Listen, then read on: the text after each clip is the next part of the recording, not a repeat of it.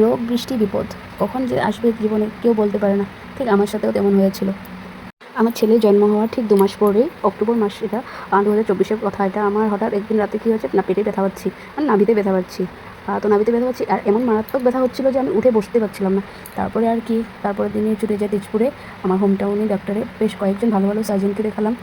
জিনিসটা কেউ ধরতে পারছিল না, কেন কি জিনিসটা মুভমেন্ট হতো। আর যে জিনিসটা মানে ওরা ডায়াগনোস করেছে ডাক্তাররা, আর সেটা নাকি মুভমেন্ট করে না। তারপরে ওনারাও কনফিউশনে ছিল।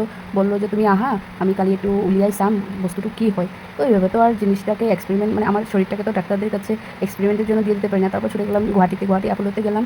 দেন ওখানে ডাক্তারকে দেখালাম। জিনিসটা ডাক্তারে বললো যে সব কিছু ট্রিটমেন্ট, মানে সব কিছু চেক আপ হওয়ার পরে ডাক্তারে বললো এটা প্রি আম্বিলিক্যাল, যেটা বলে নাভিতে হয়। আর সাথে আমার 10 mm গোল ব্লাডারও ছিল। হোল প্রেগনেন্সিতে এত কিছু টেস্ট করালাম, কোনোদিন ধরা পড়েনি যে আমার গোল ব্লাডার স্টোন আছে, কিন্তু ওই তখনই গিয়ে ধরা পড়লো যে গোল ব্লাডার স্টোন আছে। তো ঠিক আছে, তো সব কিছু রিপোর্ট এসব নিয়ে আমরা আবার তেজপুরে ছুটে আসলাম। যে সার্জনকে দেখিয়েছিলাম তেজপুরে, ওনাকে দেখালাম। তো উনি বললো ঠিক আছে, যদি তোমার গোল ব্লাডার স্টোন আছে তো তার লগতে আমি একটু সাইডিন যেটু মানে তোমার আম্বিকাল হার্নিয়া হয় নাকি, যদি হয় আমি সার্জারি করে দিই। তারপরে তো এইভাবে আমরা ডিসাইড করলাম যে ঠিক আছে নভেম্বরে করবো।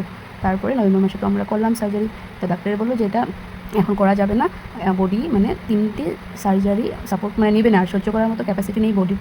তো আমার আর তখন গোল ব্লাডার স্টোনের সার্জারিটা হলো, আম্বিকাল হার্নিয়াটা আমরা করিনি, এটা পরে হবে। ডাক্তার বলে একটু পিছতে করা যাবো, বাস প্রিকশনস লই চলিলেই হল।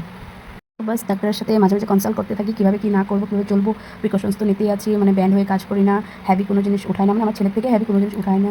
খাওয়া দাওয়া টাইম টু টাইম করি, মানে 7টার আগে খাওয়ার চেষ্টা করি।